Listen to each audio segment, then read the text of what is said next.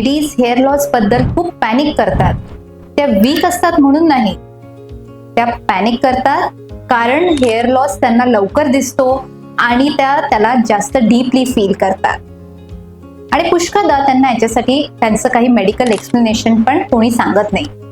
म्हणून आज मी आपल्याशी बोलणार आहे की लेडीजमध्ये हेअर लॉस हा डिफरंट का आहे आणि काय ट्रीटमेंट त्याच्यासाठी जास्त इफेक्टिव्ह आहे. नमस्कार, मी आहे डॉक्टर समीक्षा मेहरे त्यागी, प्लास्टिक आणि हेअर ट्रान्सप्लांट सर्जन. मी रोज लेडी पेशंट्स हेअर लॉस साठी बघते. त्याच्यामध्ये स्टुडंट्स, वर्किंग लेडीज, आई आणि पोस्ट मेनोपॉझल मोठ्या लेडीज या सगळ्यांना बघते. आणि त्यांच्यामध्ये जो मला पॅनिक दिसतो तो कन्फ्युजन, भीती या सगळ्यांपेक्षा त्यांना योग्य गायडन्स नसल्यामुळे असतो.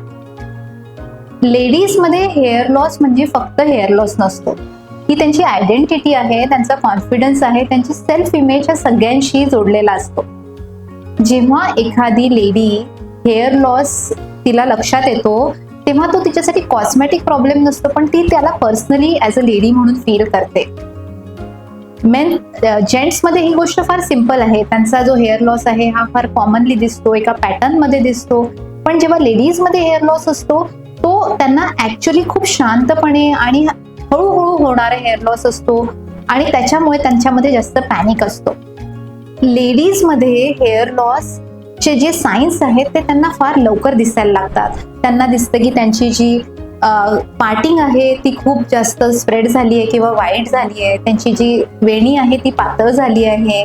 घरभर जास्त केस दिसायला लागले आहे. हेअरस्टाईलमध्ये केसांचा व्हॉल्यूम कमी झाला आहे. आणि ह्या सगळ्या गोष्टी त्या ओव्हर थिंकिंग नाही करत आहेत, पण त्या लवकर नोटीस करतात. बरेचदा लेडीजना सगळे जी गोष्ट सांगतात की तुमचे सगळे रिपोर्ट्स नॉर्मल आहेत, तुम्हाला काही हेअरफॉल बद्दल काळजी करण्याची आवश्यकता नाहीये. पण बरेचदा माइल्ड डेफिशियन्सीज, हॉर्मोन्समध्ये होणारे changes, stress level, nutrition imbalance या सगळ्यामुळे खूप जास्त हेअरफॉल होऊ शकतो. आणि आपण त्या सिम्पटम्सना गांभीर्याने नाही घेतलं तर मग हेअर लॉस खूप जास्त स्टेजपर्यंत वाढतो. आणि पुष्कळदा लेडीजमध्ये होणारा जो हेअर लॉस आहे हा मल्टीफॅक्टोरियल म्हणजे एका वेळी पुष्कळ कारणांमुळे होतो. जसं की स्ट्रेसमुळे, पोस्ट प्रेग्नन्सी, PCOD मध्ये किंवा थायरॉइडच्या प्रॉब्लेम्समुळे, आयर्नच्या, प्रोटीनच्या डेफिशियन्सीमुळे, कधी कधी क्रॅश डायटिंग नंतर किंवा लेडीजमध्ये पोस्ट मेनोपॉझल स्टेजमध्ये या सगळ्या मल्टिपल कारणांमुळे बरेचदा हेअर लॉस होतो. आता आपण ह्या कारणांना एका मागून एक समजून घेऊया. सगळ्यात महत्त्वाचं कारण म्हणजे स्ट्रेस किंवा इमोशनल ओव्हरलोड. जेव्हा तुमची बॉडी इमोशनल किंवा फिजिकल स्ट्रेसमधनं जात असते तेव्हा बॉडीमध्ये एक हॉर्मोन रिलीज होतं, कॉर्टिसॉल. आणि हे कॉर्टिसॉल जे आहे ते पूर्ण बॉडीला अफेक्ट करतं आणि त्याच वेळी ते तुमच्या हेअर फॉलिकल्सला पण अफेक्ट करतं. आणि जेव्हा आपल्या बॉडीमध्ये खूप जास्त वेळापर्यंत कॉर्टिसॉल लेवल हाय राहतात तेव्हा आपले हेअर्स ग्रोईंग फेजमधनं रेस्टिंग फेजमध्ये जातात आणि त्यामुळे अशा इव्हेंटच्या काही वीक्स किंवा महिन्यांनंतर तुम्हाला एकदम सडनली खूप जास्त हेअरफॉल दिसतो. नेक्स्ट जे कॉमन हेअर लॉसचं लेडीजमध्ये कॉज आहे ते आहे पोस्ट प्रेग्नन्सी किंवा डिलिव्हरी नंतर होणारा हेअर लॉस. ही एक कॉमन गोष्ट आहे आणि साधारण तुमचे जे बेबी आहे ते 2 ते 3 महिन्यांचं झाल्यानंतर हा हेअरफॉल दिसायला लागतो आणि हा जवळपास 6-8 महिने चालतो. नॉर्मली जे आपली लास्ट प्रेग्नन्सी ट्रायमिस्टर असतो त्यावेळी इस्ट्रोजन लेवल खूप वाढून जातात आणि त्यावेळी तुमचे हेअर्स ॲक्च्युलीमध्ये खूप चांगले होतात कारण की ते त्यावेळी गळत नसतात.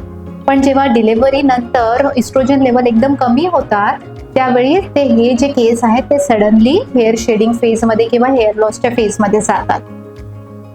एक चांगली गोष्ट म्हणजे हा हेअर लॉस टेम्पररी असतो आणि बहुतेकदा पुष्कळ लेडीजमध्ये बाळ 1 वर्षाचं होईपर्यंत नॉर्मल हेअर व्हॉल्यूम हा रिस्टोर पण होतो. नेक्स्ट कॉमन कॉज आहे PCOS. याच्यामध्ये हॉर्मोन्सचा इम्बॅलन्स होतो जसे की testosterone, oestrogen, LH, FSH, insulin. आणि याच्यामध्ये होणाऱ्या चेंजेसमुळे केस फार पातळ होतात आणि कधी कधी अनवॉन्टेड हेअर ग्रोथ पण दिसते, पण केसांचे जे डोक्यावरील केस आहेत ते बरेचदा पातळ होतात. नेक्स्ट कॉमन कॉज आहे थायरॉइडचा इम्बॅलन्स. थायरॉइड हॉर्मोन हे आपल्या बॉडीच्या मेटाबॉलिझमसाठी इम्पॉर्टंट आहे, त्याच प्रकारे ते हेअर ग्रोथच्या सायकलसाठी पण इम्पॉर्टंट आहे. थायरॉइड हॉर्मोन कमी होणे बॉडीमध्ये किंवा जास्त होणे, दोन्हीही गोष्टींमध्ये केसांवर फरक पडतो आणि हेअरफॉल वाढतो. नेक्स्ट कॉज आहे आयर्न किंवा लोह आणि प्रोटीनची कमी. हेअर फॉलिकल स्ट्रॉंग राहण्यासाठी आयर्न आणि प्रोटीन दोघंही खूप इम्पॉर्टंट आहेत. डाएटमध्ये आयर्न प्रोटीन कमी असेल तर हेअर फॉलिकल हळूहळू वीक होतात आणि मग हेअरफॉल वाढतो. नेक्स्ट जे यंग जनरेशन मध्ये खूप कॉमन आहे ते आहे क्रॅश डाएटिंग. समजा तुम्ही खूप कमी वेळामध्ये खूप जास्त वजन कमी करत असाल, क्रॅश डाएट करत असाल, तर हे खूप कॉमन आहे की जेव्हा तुम्हाला काही महिन्यानंतर हेअर लॉस दिसायला लागतो. कारण की जेव्हा बॉडीमध्ये न्यूट्रिशन कॉम्प्रोमाइज होतं तर बॉडी जे केसांना मिळणारं न्यूट्रिशन आहे ते कमी करतं आणि त्यामुळे हेअरफॉल काही महिन्यानंतर दिसायला लागतो. नेक्स्ट इम्पॉर्टंट कारण आहे मेनोपॉज. मेनोपॉज ही एक नॅचरल एजिंग प्रोसेस आहे जी की साधारण 50-55 वर्षांच्या आसपास आपल्याला दिसते आणि यामध्ये शरीरामध्ये इस्ट्रोजनच्या लेवल्स फार कमी होतात. तर यामुळे जे तुमचे केस आहेत, डोक्यावरील केस आहेत, ते फार पातळ व्हायला लागतात आणि हेअर फॉलिकल हळूहळू श्रिंक होतात आणि त्यामुळेच तुम्हाला या काळामध्ये हेअर थिनिंग किंवा हेअरचा व्हॉल्यूम फार कमी झालेला दिसतो. पण महत्वाची गोष्ट काय आहे, यातली बरेचशी कारणं हे रिव्हर्सिबल असू शकतात, पण जेव्हा आपण त्यांना योग्य वेळी ओळखतो आणि त्यांची ट्रीटमेंट करतो.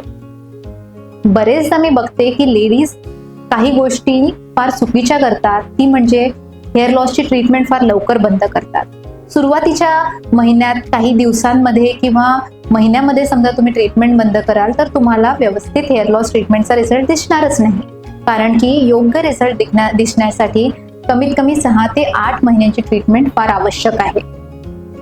बरेचदा ते इंटरनेटवर बघून अशा गोष्टी करतात की ज्या तुमच्या स्कॅल्पला डॅमेज पण करतात. बरेचदा लेडीज बिना डायग्नोसिस किंवा बिना डॉक्टरांना दाखवता स्वतःच सेल्फ ट्रीटमेंट करतात.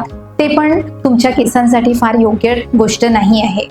आणि बरेचदा आपण असा विचार करतो की हा हेअरफॉल आता थांबेल, याच्यामध्ये पुष्कळ हेअर लॉस होऊन जातो आणि मग ट्रीटमेंट तितक्या इफेक्टिव्ह होऊ शकत नाही.